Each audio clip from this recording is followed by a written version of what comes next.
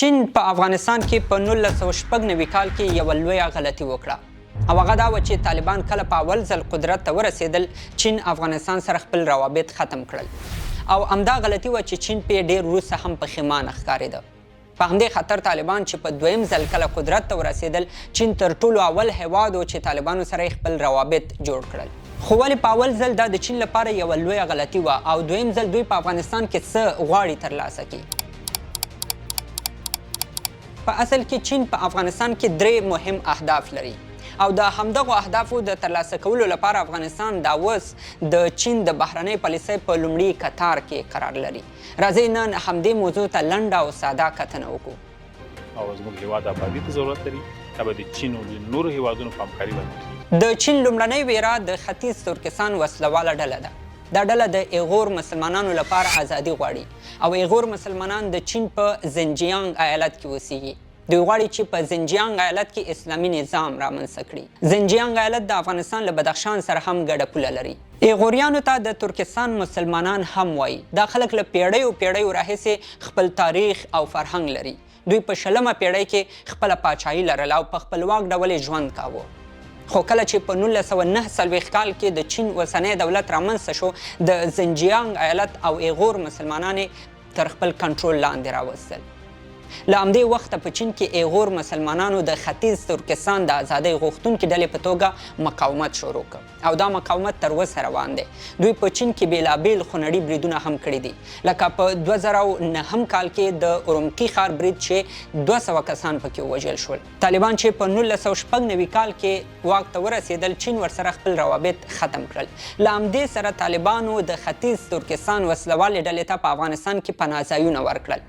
د UCP ژورنال لخوا په دې څېړنه کې ویل شوي چې طالبانو د خپلې لومړنۍ دورې په وخت کې د ختیځ ترکستان وسلوالې ډلې ته روزنیز کمپونه برابر کړي وو او پناه ځایونه یې هم ورته جوړ کړي وو. خو په افغانستان کې د جمهوریت له سقوط وروسته چې کله طالبان بیرته واک ته ورسېدل چین تر ټولو مخکې شو او له طالبانو سره یې اړیکې جوړې کړې او یوه وجه یې هم همدا وه چې چین په دې برخه کې د طالبانو کومک ته سخت ضرورت لره. د UCP ژورنال ویلي مخکې له دې چې جمهوریت سقوط شي چین طالبانو سره لیدنې کتنې کولې او په دې ملاقاتونو کې طالبانو چین سره دا موافقه وکړه چې د ختیځ ترکستان وسلوالې ډلې ته به په افغانستان کې ځای نه ورکوي او ایغور مسلمانانو سره تړلي ټول ګروپونه به په افغانستان کې له منځه وړي. نو دا د چین یو تر ټولو لوی مقصد دی چې طالبانو سره یې نږدېکت پیدا کړی دی او که چین په خپل دې مقصد کې کامیاب شي او طالبان ایغور مسلمانانو ته په افغانستان کې ځای ورنکړي دا به د چین د امنیت لپاره یوه تر ټولو لویه لاسته راوړنه وي. او کله چې په افغانستان کې د ختیځ ترکستان وسلوالې ډلې خطر راکم شو بیا نو چین غواړي د افغانستان سره له دغې 50 کیلومتره ګډې پولې نه یو ډېر مهم هدف ترلاسه کړي. مثلا چین په دنیا کې تر ټولو لویې فابریکې او کمپنۍ لري او د دغو فابریکو د چلولو لپاره دوی ته تیل او ګاز پکار دي. په همدې خاطر چین له ډېرې مودې راهیسې له سعودي عربستان نه تیل او ګاز په ډېره لویه بیه اخلي او دغه سمندر له لارې خپل هیواد ته انتقالوي. دې سره پخوا کې چین علاقه لري چې خپل ډیر تیل او ګاز له ایران نه واخلي خو ایران ته داسې نږدې لاره نه لري چې تیل او ګاز ورته ارزانه تمام شي. چین کوشش کوي چې د بدخشان دغې لارې نه استفاده وکړي. دا لاره کولی شي چین ته زمینه برابره کړي چې له دې لارې ایران ته ځان ورسوي او له هغه ځایه منځني ختیځ ته ورسیږي. نو که چېرته چین ته د بدخشان دا لاره خلاص شي او خپل تیل او ګاز له سعودي عربستان نه د سمندر په ځای په دغه لار وارد کړي قیمت به یې ورته له نیمایي هم راکم شي. خو خبره همدلته نه خلاصیږي. چین غواړي له دې ټولو سره سره په افغانستان کې د کانونو او تیلو لویو ذخیرو ته هم د نورو هیوادونو په نسبت زیات لاسرسی پیدا کړي. په کال 2010 کې د امریکا د جیولوجستانو لخوا د افغانستان په کانونو یوه څېړنه ترسره شوې وه. په دې څېړنه کې ویل شوي چې په افغانستان کې د 1000 میلیارډو یا 1 ټریلیون ډالرو په ارزښت کانونه موجود دي. په دې کې د 500 میلیارډ ډالرو په ارزښت یوازې مس دي، د 350 میلیارډ ډالرو په ارزښت وسپنه ده او د 120 میلیارډ ډالرو په ارزښت سره زر دي. په تحقیقاتو کې دا هم ویل شوي چې که هر هیواد دغو کانونو ته لاسرسی پیدا کړي د اسیا تر ټولو شتمن هیواد بشي. او پوهیږئ چین همدا اوس عملاً په دې کار شروع کړی دی چې د افغانستان ټولو ذخیرو کنټرول په خپل لاس کې واخلي. دوی په 2023 کال کې له طالبانو سره د تیلو د استخراج لپاره یوه موافقه امضا کړې ده چې ارزښت یې 450 میلیونه ډالره دی. دا قرارداد به تر 25 کلونو پورې همداسې رواني.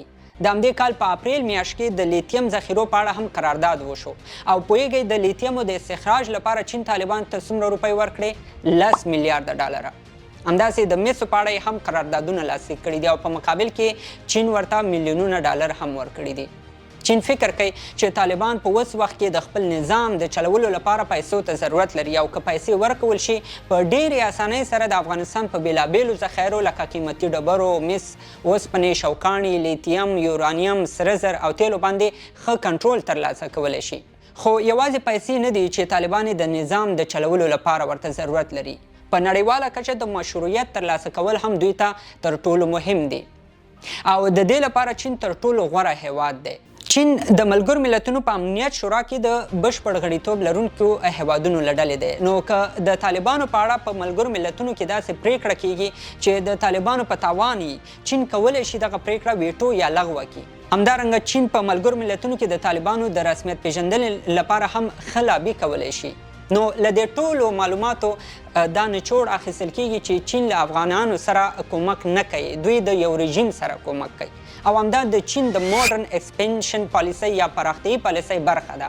چین دا پالیسي په ټوله دنیا کې د اقتصادي او زیربنایي پروژو په تطبیق سره مخ ته وړي.